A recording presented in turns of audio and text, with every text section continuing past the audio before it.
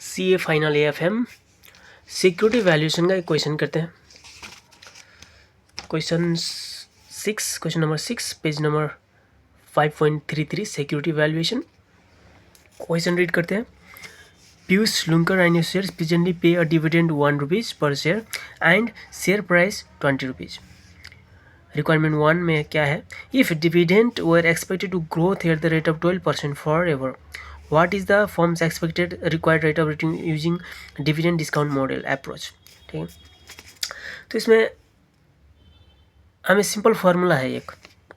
जब भी हम शेयर प्राइस निकालते हैं, शेयर प्राइस निकालते हैं, उसका फार्मूला है dividend per share at the year end of 1 divide by cost of equity minus growth rate. यही फार्मूला है। इसी में से ये फार्मूला याद करना है, बस यही एक फार्मूला याद करना है। इसमें डिविडेंड पर शेयर को डिस्काउंटिंग करेंगे कॉस्ट ऑफ इक्विटी से और ग्रोथ रेट माइनस करके। ठीक है, अब इसी में से KE का फार्मूला निकालूंगा, इंटू करूँगा ना, divide by TPS divide by share price plus GI है ना। अब DPS 1 निकालना है, नेक्स्ट ईयर का निकालना है। यहाँ पे क्या बोल रहा है? Presently pay a dividend 1 rupees. हमने अभी करेंटली प्रेजेंटली पे कर दिया 1, तो dividend at the next year 1 क्या होगा? करंट ईयर डिविडेंड प्लस इसमें ग्रोथ रेट से एडजस्ट करेंगे 1 प्लस करंट ईयर का प्लस 0.12%, 12% दिया है ना। तो इसको डिवाइड बाय शेयर प्राइस 20 करूँगा प्लस ग्रोथ रेट 0.12 करूँगा, तो कितना आ रहा है कैलकुलेटर पे? 1.12 डिवाइड बाय 20 प्लस 0.12 0.176 आ रहा है। और इसको मैं परसेंटेज में करूँगा, इंटू 100 करूँगा, तो 17.6% कॉस्ट ऑफ इक्विटी आ रहा है। ठीक है, ये हो गया आंसर। अब नेक्स्ट, ये तो सिंपल था। अब नेक्स्ट ट्रिकी पार्ट है ये नंबर 2। इसमें मैंने टिक मार्क किया है क्योंकि ये रिवीजन किया है टाइप का क्वेश्चन है। ठीक है, अब इसमें पूछ रहा है instead of this situation in part 1, suppose that dividend were expect to grow at the rate of 5% per annum for 5 years, फिर देर आफ्टर 10% होगा। Now what is the expected required rate of return पूछ रहा है। अब एक इसमें time spend करा के ना आपको इजीली बताते हैं। देखिए, एक तो हो गया 0, 1 ईयर, 2, 3, 4, 5, 6 चलता रहेगा। ठीक है, 3, 4, 5, 6 चलता रहेगा। यहाँ पे क्या दे रहा है? प्राइस दिया रहा है क्वेश्चन पे प्राइस दे रहा है 0 ईयर में 20 rupees. Price is equal to 20 rupees, right. अब डिविडेंड दे रहा है, dividend 0 D0 at the 0 year में कितना दे रहा है? 1 रुपीज़। अब कितने रेट पे ग्रोथ होगी? 20% होगी 5 ईयर तक। 20% होगी इसमें, 20%, 20%, 20%, 20%, फिर उसके बाद 10% चढ़ जाएगी, 10% से कंटिन्यू करता जाएगा। ठीक है, बस यही है क्वेश्चन में, यही बोल रहा है। और हमें रेट निकालना है। इस रेट क्या होगी? रिक्वायर्ड रिटर्न पूछ रहा है। अब यहाँ पे क्या करना पड़ेगा? ये जो ग्रोथ रेट अलग अलग है, इस वजह से हमें कुछ कांस्टेंट ग्रोथ, जब ये 10% हो रहा है ना, यहाँ पे एक प्राइस निकालनी पड़ेगी। ऐसा क्यों कर रहे हैं?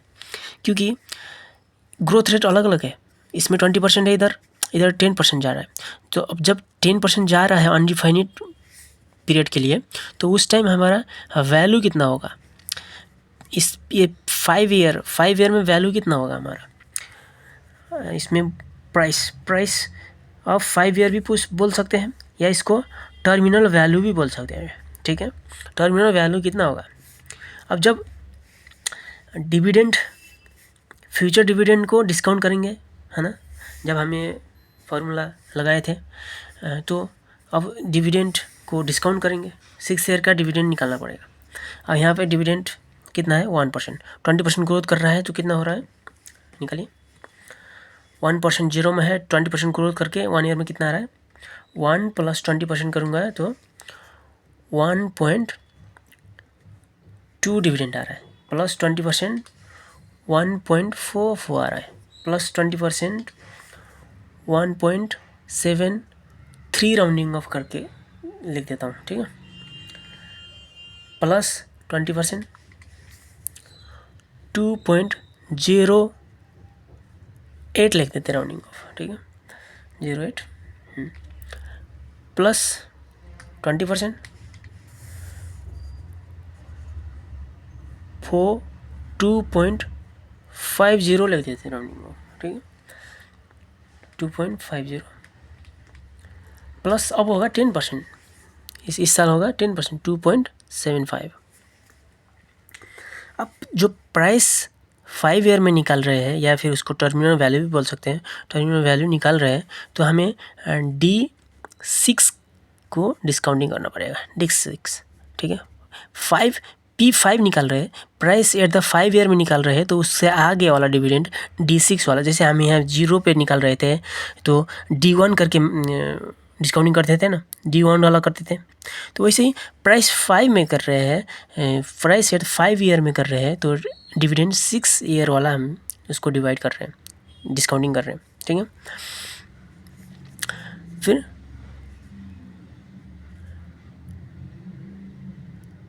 Cost of the equity minus g होगा, इसी में से अब हमें प्राइस निकालना पड़ेगा। उसके लिए कॉस्ट ऑफ इक्विटी पता होना चाहिए, लेकिन क्वेश्चन में ही पूछ रहा है ये cost of equity required return, तो कैसे होगा। तो हम एक एज्यूम करेंगे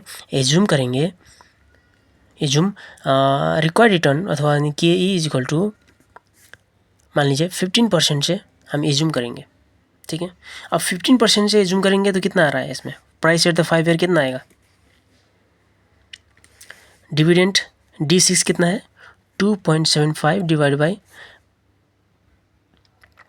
की 15%, 0.15 माइनस ग्रोथ रेट कितना है, ग्रोथ रेट तो अब 6 ईयर के बाद तो 10% चलेगा ना, 0.10, तो ये कितना हो रहा है price at the 5 year 0.15 minus 0.10, इसको मैं प्लस करता हूँ 2.75 डिवाइड बाई करूँगा तो 55 रुपीज़ आ रहा है, ठीक है।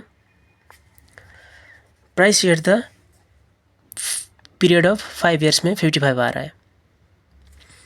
अब हम क्या कर सकते हैं कि ये जो भी 5 ईयर्स तक की डिविडेंड है और ये प्राइस है, इसको पुल करके डिस्काउंटिंग करके 0 ईयर पे लेंगे, इसको सारे को पुल करके हम लोग 0 ईयर पे लेंगे, तो फिर 0 ईयर पे लेंगे तो 20 रुपीज़ होना चाहिए, 20 रुपीज़ होना चाहिए, ठीक है। अगर 15% से डिस्काउंट करते हैं तो कितना आता है, देखिए 1.2 divide by 1 point plus 0.15 year rate से कर रहे हैं ना, एज्यूम कर रहे हैं ईयर रेट, 1 प्लस 1.44 ये वाला dividend divide by 1 plus 0.15 2 year वाला, 1.73 divide by 1 plus 0.15 3 years plus 2.08 divide by 1 plus 0.5 4 years plus ये वाला 2.50 प्लस ये 55 भी है इस साल, दोनों को करना है, 1 प्लस 0.15 5 ईयर में, तो कितना आ रहा है, इसको करिए कैलकुलेट दो भाई, सिंपल है, एम प्लस में सेव करते जाएंगे, फिर लास्ट में MRC कर देंगे, ठीक है। 1.2 डिवाइड बाई 1.15, इसको एम प्लस कर दिए, 1.44 डिवाइड बाई 1.15 दो बार एम प्लस कर दिया, 1.73 डिवाइड बाई 1.15 3 बार, 1 2 3 एम प्लस में कर दिया। 2.08 डिवाइड बाई 1.15 4 बार 1 2 3 4, इसको एम प्लस कर दिया। अब 55 प्लस 55 प्लस 2.5, इसको डिवाइड बाई 1.15 5 बार, 1 2 3 4 5 एम प्लस। टोटल MRC हो गया 33.05 ले लीजिए। 33.05 रुपीज़ आ रहा है, लेकिन आना चाहिए था कितना, 20 रुपीज़। ये एज्यूम हमारा सही नहीं रहा है ना। 15% एज्यूम करने से हमारा प्राइस आ रहा है 33, हमारा प्राइस आना चाहिए 20, यानी कि ये जो रेट 15% एज्यूम करने से प्राइस आ रही है 33। तो अब हम प्राइस नीचे की तरफ आना है, 33 से 20 की तरफ आना है, तो रेट ज़्यादा एज्यूम करना पड़ेगा। ठीक है, ये रिलेशनशिप है कि ज़्यादा रेट होगा तो प्राइस कम हो जाएगी। फिर एज्यूम करते हैं, या आप एग्जांपल करके देखिए, मान लीजिए 20% होगा तो प्राइस कितना होगा, प्राइस इससे कम आ जाएगी। ठीक है, तो एज्यूम करते हैं कि ये इज इक्वल टू 20% ले लेते हैं। ठीक है ना, इस बार 20% लेते हैं, 20% लेंगे, फिर हमारा वैल्यू एट द T5 में क्या होगा, पीरियड P5 क्या होगा, P5 D6 कितना था, D6 था 2.75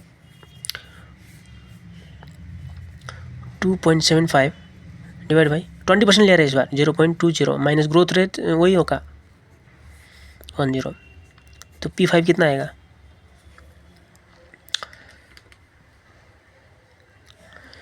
0.20 माइनस 0.1 प्लस कर देता हूँ, 2.75 डिवाइड बाई MCR कितना आ रहा है, 27.5 आ रहा है P5।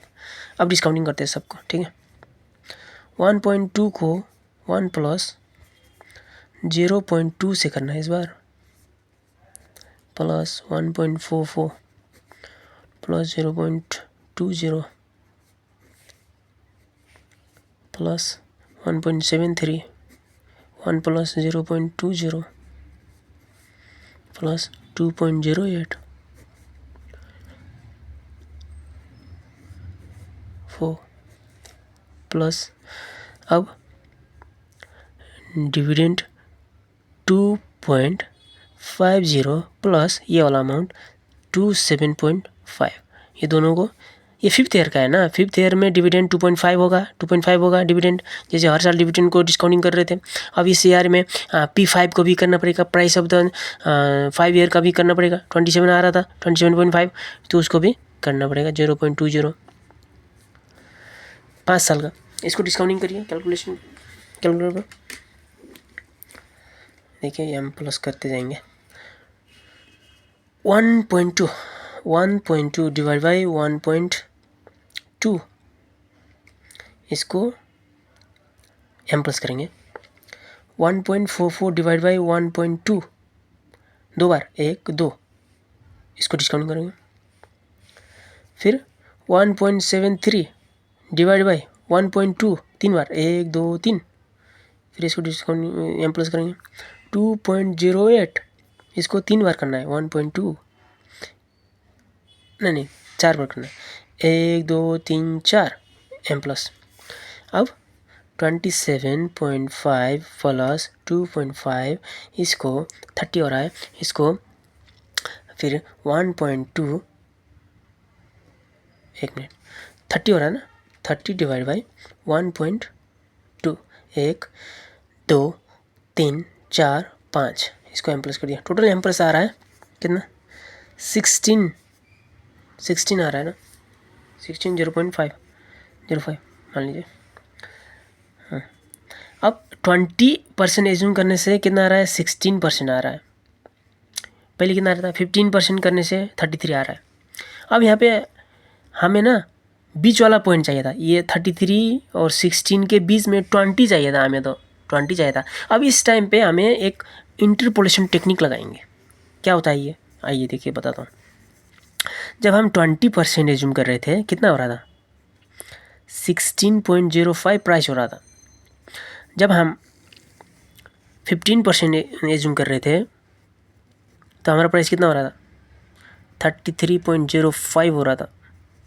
तो हमें तो 20 रुपीज़ वाला चाहिए था, ये वाला। ये 16 और 33 के बीच में 20 होता है ना, 20 वाला चाहिए था। इसमें कितना परसेंट होता है सर? ये परसेंट हमें पूछा है। तो आइए, ये डिफरेंस क्या है 16 और 33 के बीच में? 33.05 माइनस 16.05, 17 का डिफरेंस है। ये 20 और 15 का डिफरेंस क्या है? 5%, ₹15। हमें तो ये वाला डिफरेंस चाहिए था। इसमें कुछ याद नहीं करना है, 2% हमें निकाल दिया, एज्यूम कर दिया है, बस एज्यूम करना था। क्योंकि पूछा नहीं है, बताया नहीं है, तो इस बार एज्यूम करके निकाल रहे हैं। तो एक बार 15 एज्यूम कर रहे हैं, एक बार 20 एज्यूम कर रहे हैं। फिर 20 एज्यूम करने के बाद इतना आया, 15 एज्यूम का इतना आया, तो हमें 20 निकालना था। 20 का कितना परसेंट होगा ये निकालना है ना। तो 17 डिफरेंस है, 5 डिफरेंस है दोनों में। तो ये वाला डिफरेंस कितना है? 20 माइनस 16.05, 3.95 वाला डिफरेंस का परसेंटेज निकालना है हमें। ये वाला डिफरेंस का परसेंटेज निकालना है ना। तो आइए करते हैं। 17 डिफरेंस के लिए ₹17 के लिए 5% है, तो ₹1 के लिए तो कम होगा ना। 17 के लिए 5 है तो 1 के लिए तो कम होगा ना। 17, 5 डिवाइड बाई 17, तो ₹3.97 के लिए कति? हमें तो यही निकालना है, 3.97। 5 divide by 17 into 3.97 equal to कितना आ रहा है? 5 इंटू 3.97 डिवाइड बाई 17 कितना आ रहा है? 1.1 कितना आ रहा है? 1.17 ले लीजिए। ये परसेंट है, ठीक है। ये कितना आ रहा है? 1.17% है, यानी कि 20% से 1.17 कम करेंगे तो ये रेट पे 20% आएगी। कितना? 20 रेट माइनस 1.17 करेंगे तो कितना है? 20 माइनस 1.17 करेंगे तो 18.83 के आसपास आ रहा है। ये हमारा आंसर है। बस यही था। कॉन्सेप्ट क्या था? कंसेप्ट था कि हमें रेट पूछ रहा है, तो पहले तो हमें P5 निकालना पड़ेगा। P5 क्यों, P4 क्यों नहीं? तो इसमें क्योंकि 10% growth rate time period 5 year से 10% ही ग्रोथ रेट होगा, फिक्स होगा। उसके बाद यहाँ तो चेंज हो रहा था ना, इस वजह से P4 नहीं लिया, P3 नहीं लिया, P2 नहीं लिया, क्योंकि 10% तो अब चेंज नहीं हो रहा है, कंटिन्यूस जा रहा है। इसलिए 5 ईयर में डिविडेंड 6 का पुल करके लेंगे तो उसको P5 निकालेंगे, फिर उसको डिस्काउंटिंग करके सब प्राइस और फिर डिविडेंड सबको पुल करके 0 में ले जाएंगे। फिर 0 में लेके 20 से कंपेयर करेंगे। हमें उस रेट से 20 बनाना पड़ेगा प्राइस, ताकि उस रेट से डिस्काउंटिंग करना पड़ेगा ताकि प्राइस 20 हो जाए। ठीक है, ये ऐसे इंटरपोलेशन टेक्निक यूज़ करके करना पड़ेगा। कैलकुलेशन आपके सामने है।